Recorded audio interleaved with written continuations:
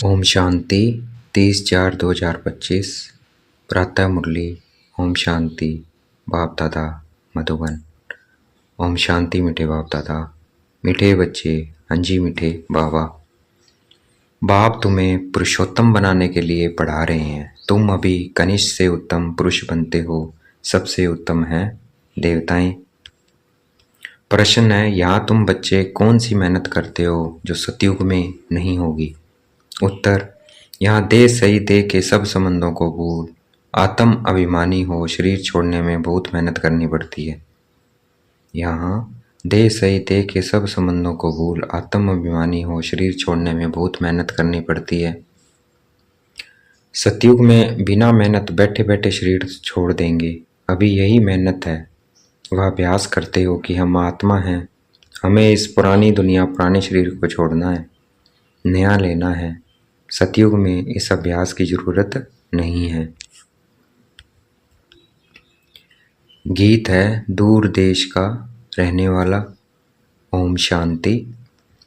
मीठे मीठे रूहानी बच्चे जानते हैं कि फिर से यानी कल्प कल्प के बाद इसको कहा जाता है फिर से दूर देश का रहने वाला आया है देश पराए। यह सिर्फ उस एक के लिए ही गायन है, उनको ही सब याद करते हैं। वह है वचित्र, उनका कोई चित्र नहीं। ब्रह्मा विष्णु शंकर को देवता कहा जाता है, शिव भगवान वाच कहा जाता है। वह रहते हैं परमधाम में। उनको सुखधाम में कभी बुलाते नहीं हैं, दुखधाम में ही बुलाते हैं। वह आते भी संगम युग पर है। यह तो बच्चे जानते हैं सतयुग में सारे विश्व पर तुम पुरुषोत्तम रहते हो। मध्यम कनिष्ठ वहाँ नहीं होते हैं। उत्तम ते उत्तम पुरुष यह श्री लक्ष्मी नारायण है ना, इन्हों को ऐसा बनाने वाला श्री श्री शिव बाबा कहेंगे। श्री श्री उस शिव बाबा को ही कहा जाता है। आजकल तो सन्यासी आदि भी अपने को श्री श्री कह देते हैं। तो बाप ही आकर इस सृष्टि को पुरुषोत्तम बनाते हैं। सतयुग में सारे सृष्टि में उत्तम ते उत्तम पुरुष रहते हैं। उत्तम ते उत्तम और कनिष्ठ से कनिष्ठ का फर्क इस समय तुम समझते हो। कनिष्ठ मनुष्य अपनी निचाई दिखाते हैं। अभी तुम समझते हो हम क्या थे, अब फिर से हम स्वर्गवासी पुरुषोत्तम बन रहे हैं। यह है ही संगम युग। तुमको खातरी है कि यह पुरानी दुनिया नहीं बननी है। पुरानी सो नई, नई सो पुरानी जरूर बनती है। नई को सतयुग, पुरानी को कलयुग कहा जाता है। बाप है ही सच्चा सोना, सच कहने वाला। उनको ट्रुथ कहते हैं, सब कुछ सत्य बताते हैं। यह जो कहते हैं ईश्वर सर्वव्यापी है, यह झूठ है। अब बाप कहते हैं झूठ ना सुनो। Hear no evil, see no evil, talk no evil, do no evil. राज विद्या की बात अलग है, वह तो है ही अल्पकाल सुख के लिए। दूसरा जन्म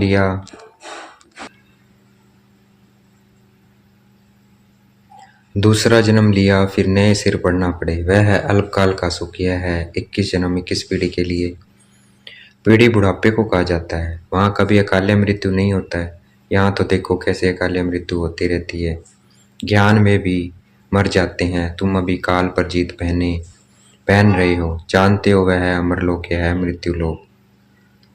वहाँ तो जब बूढ़े होते हैं तो साक्षात्कार होता है, हम यह शरीर छोड़ जाए बच्चा बनेंगे। बुढ़ापा पूरा होगा और शरीर छोड़ देंगे। नया शरीर मिले तो वह अच्छा ही है ना। बैठे बैठे खुशी से शरीर छोड़ देते हैं। बैठे बैठे खुशी से शरीर छोड़ देते हैं। यहाँ तो उस अवस्था में रहते शरीर छोड़ने के लिए मेहनत लगती है। यहाँ की मेहनत वहाँ फिर काम कॉमन हो जाती है। अभी मेहनत करेंगे, हम कर रहे हैं शरीर छोड़ने की। हम क्या है, आत्मा है, अपने को आत्मा समझ रहे हैं। जितना आत्मा समझ रहे हैं उतना क्या है, शरीर छोड़ने की मेहनत कर रहे हैं। यहाँ की मेहनत वहाँ फिर कॉमन हो जाती है। यहाँ देह सही जो कुछ है सबको भूल जाना है, अपने को आत्मा समझना है, इस पुरानी दुनिया को छोड़ना है, नया शरीर लेना है। आत्मा सतो प्रधान थी तो सुंदर शरीर मिला, फिर काम चिता पर बैठने से काले तमो प्रधान हो गए तो शरीर भी सांवरा मिलता है।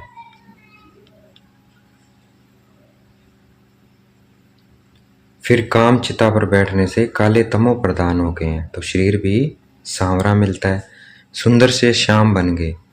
कृष्ण का नाम तो कृष्ण ही है, फिर उनको श्याम सुंदर क्यों कहते हैं? चित्रों में भी कृष्ण का चित्र सांवरा बना देते हैं, परंतु अर्थ नहीं समझते हैं, भाई सांवरा क्यों बनाया है। अभी तुम समझते हो सतो प्रधान थे तो सुंदर थे, अभी तमो प्रधान श्याम बने हैं, इसलिए क्या बनाया है? काला चित्र बनाया है। सतो प्रधान को पुरुषोत्तम कहेंगे, तमो प्रधान को कनिष्ठ कहेंगे। बाप तो एवर प्योर है, वह आते ही हैं हसीन बनाने, मुसाफिर है ना, कलप कलाप आते हैं, नहीं तो पुरानी दुनिया को नया कौन बनाएगा।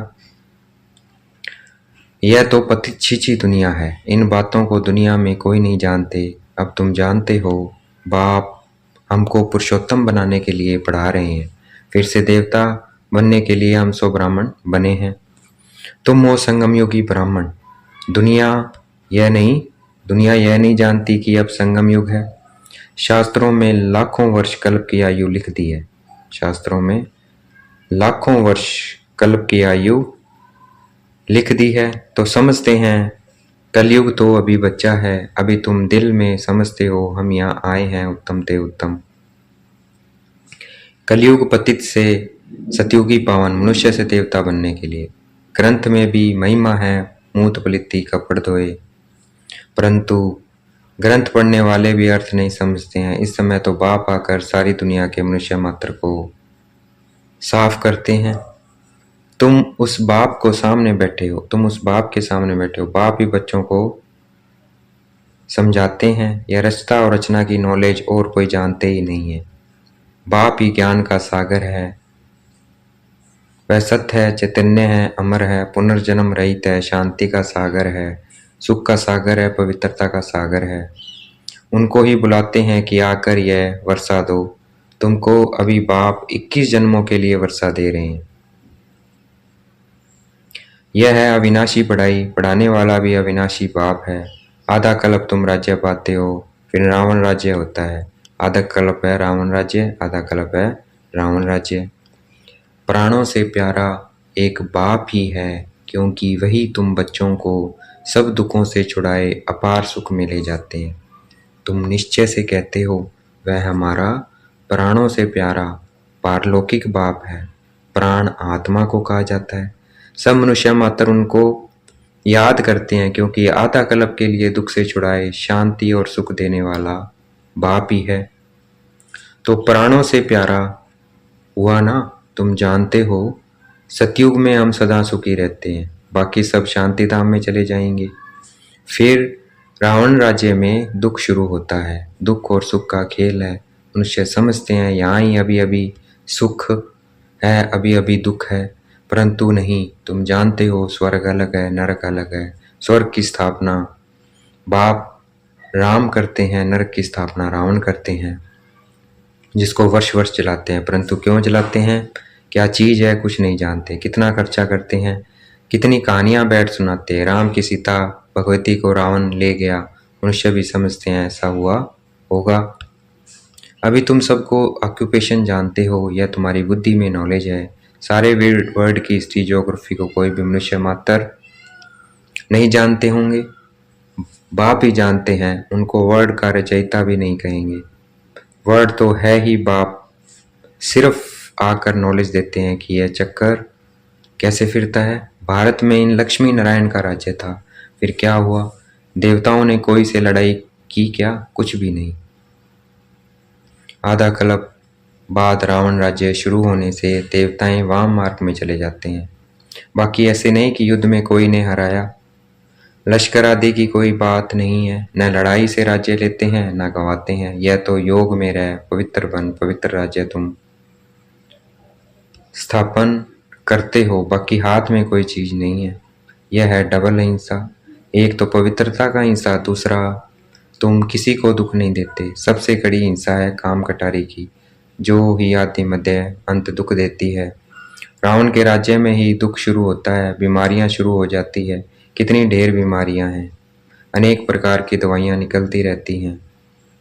रोगी बन पड़े हैं ना। तुम इस योग बल से 21 जन्मों के लिए निरोगी बनते हो। वहाँ दुख व बीमारी का नाम निशान नहीं रहता है, उसके लिए तुम पढ़ रहे हो। बच्चे जानते हैं भगवान हमको पढ़ाकर भगवान भगवती बना रहे हैं। पढ़ाई भी कितनी सहज है, आधा पौना घंटे में सारे चक्र का नॉलेज समझा देते हैं। 84 जन्म भी कौन कौन लेते हैं यह तुम जानते हो।